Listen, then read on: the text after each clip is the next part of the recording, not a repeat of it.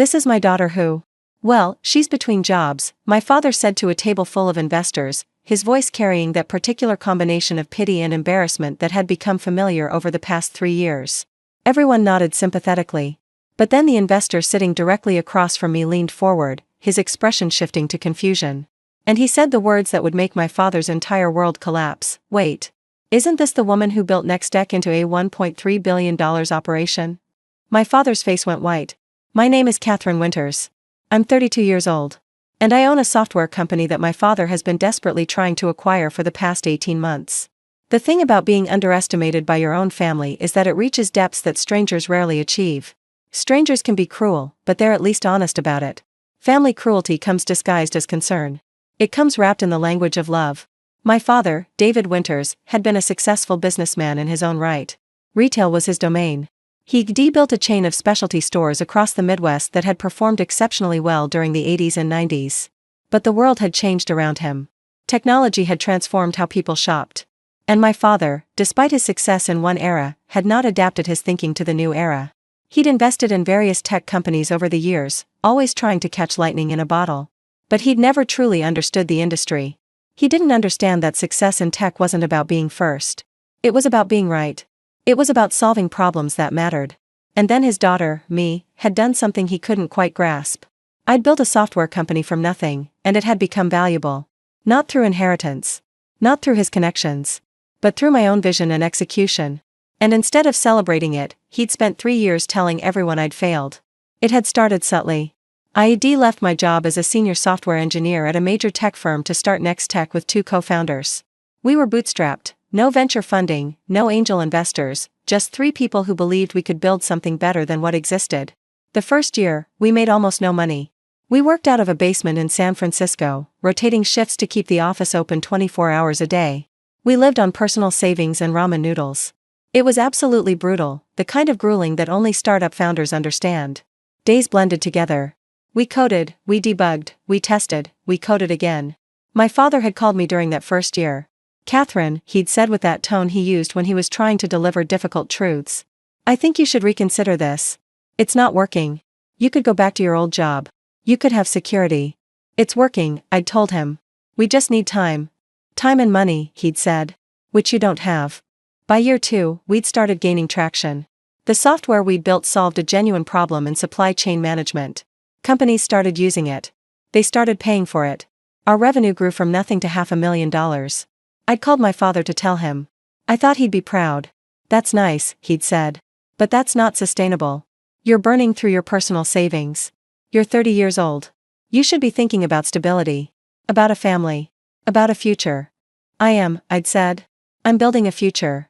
No, he'd said, you're gambling. There's a difference. By year 3, Nextech was doing $50 million in annual revenue. We'd expanded to 10 employees. We'd opened an office in San Francisco. We'd been approached by venture capital firms interested in funding us.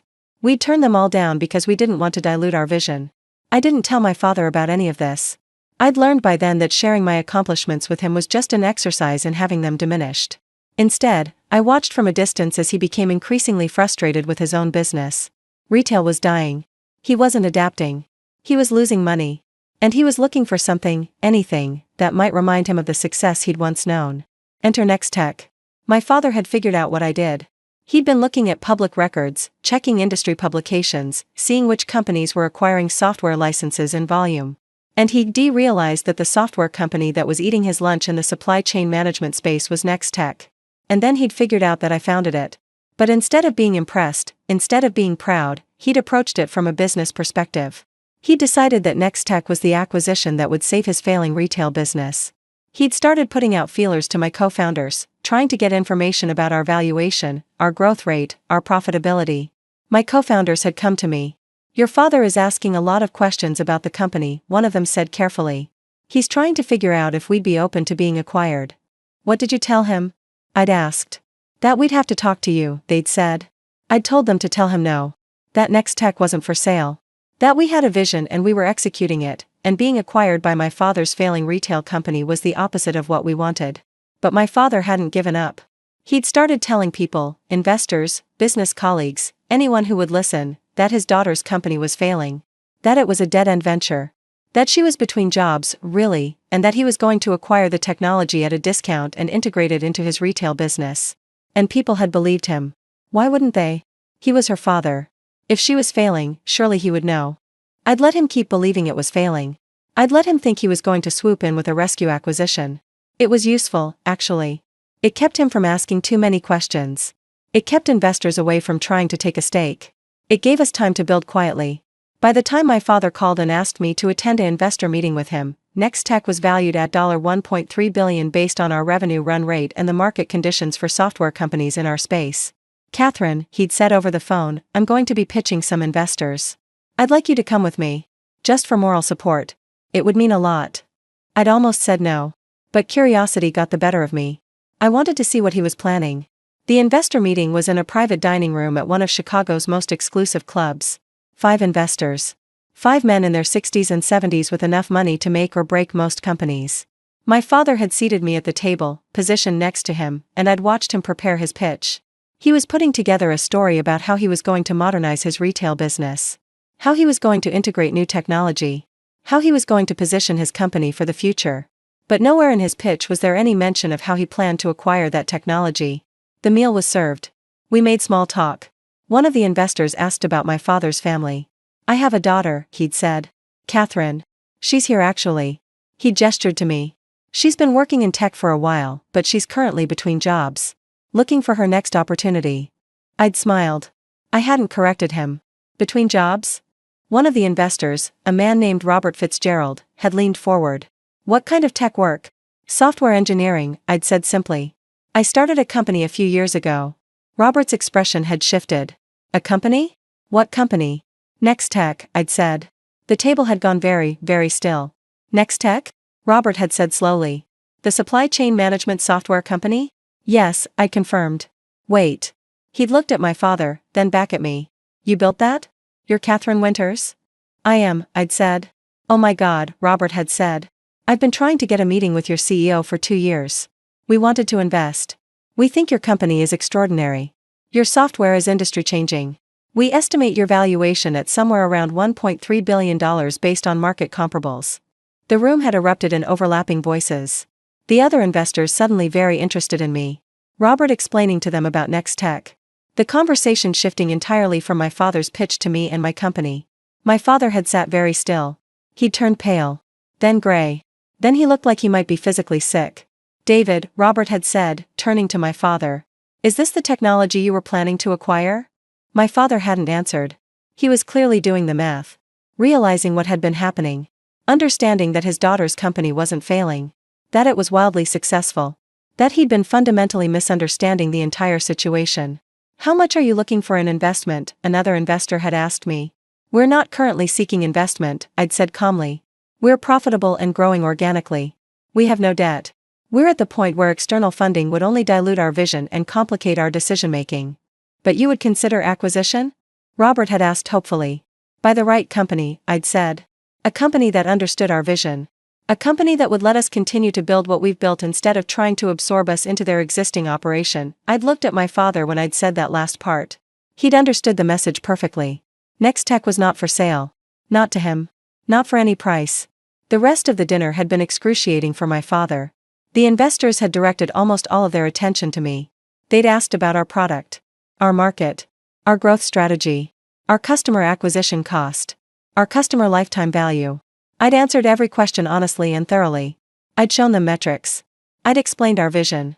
I'd talked about the problems we were solving. And with every answer, my father had slumped further in his chair. By the end of dinner, 3 of the investors had asked if they could schedule follow-up calls with me.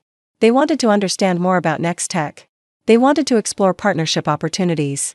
One of them mentioned that he had a portfolio company that might benefit from strategic integration with our technology. We'd left the restaurant, and my father had walked with me to my car. Catherine, he'd said quietly. I didn't know. I thought you'd failed. I know you did, I'd said. You made sure everyone knew you thought that. I was trying to help, he'd said. I thought if you were struggling, you'd come to me and I could rescue you. You were trying to acquire my company for a fraction of its value, I'd corrected. Let's not pretend this was about rescuing me. This was about business. It's just that you fundamentally miscalculated. Your mother wanted me to call you, he'd said. 3 years ago, when you started. She wanted to tell you she was proud. I told her to wait. I told her that you needed to either succeed or fail on your own. That your mother's pride wouldn't matter if the company failed. And what does it matter now? I'd asked. That the company succeeded? Do you feel proud now? My father had looked at me for a long moment. Yes, he'd said finally. I feel incredibly proud. But I also feel like I've wasted 3 years being proud of the wrong narrative. You have, I'd agreed. Can I tell people, he'd asked. About Next Tech? About what you've built? You can tell whoever you want, I'd said. But I should tell you, I already have. I'm planning to file to go public. Next Tech's IPO is planned for next fiscal year. Our valuation is projected to be around $2 to $3 billion.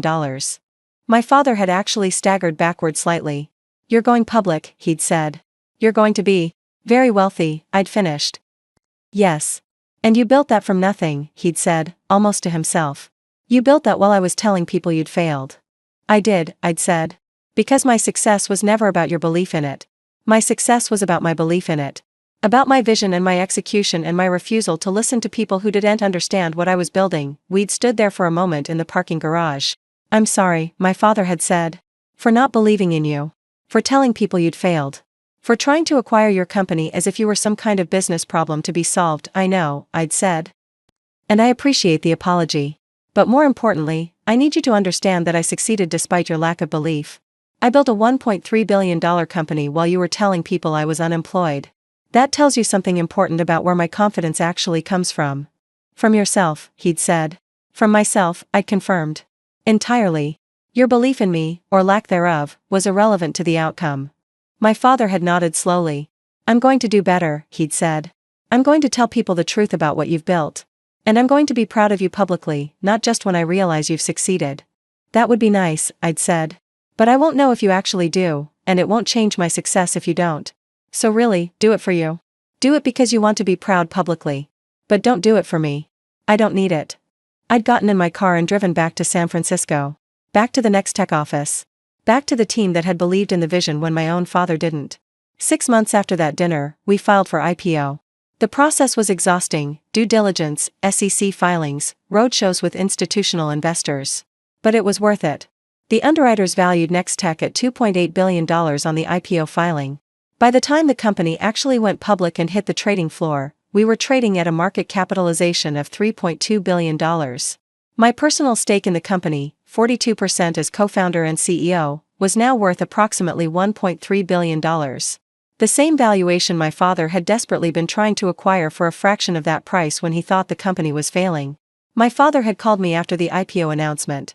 I saw the news, he'd said. Congratulations. I'm very proud of you. Thank you, I'd said. But I should tell you, that pride doesn't change anything for me. I built this with or without it. I know, he'd said. I'm beginning to understand that. The pride is for me. Because I'm your father, and my daughter built something extraordinary. That's worth being proud of. That was the most honest thing he'd said to me in years. I'm sitting in my San Francisco office now, overlooking the bay. The Next Tech logo is on the building. My name is on the door. Not Chief Executive Officer. Just my name.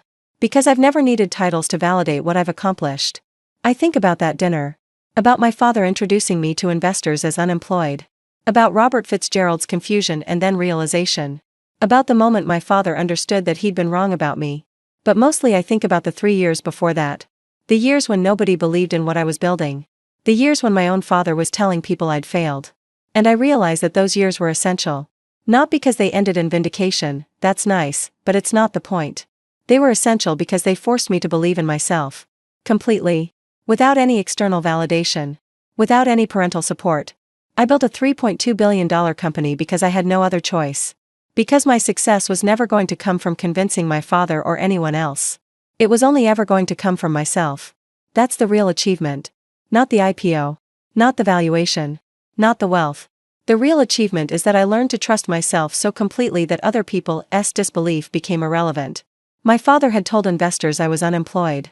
The company he desperately wanted to acquire, the acquisition that would have saved his failing business, was now publicly traded at a valuation of $3.2 billion. And I hadn't needed him to believe in me to get here. I just needed to believe in myself. And that belief was the most valuable thing I've ever built.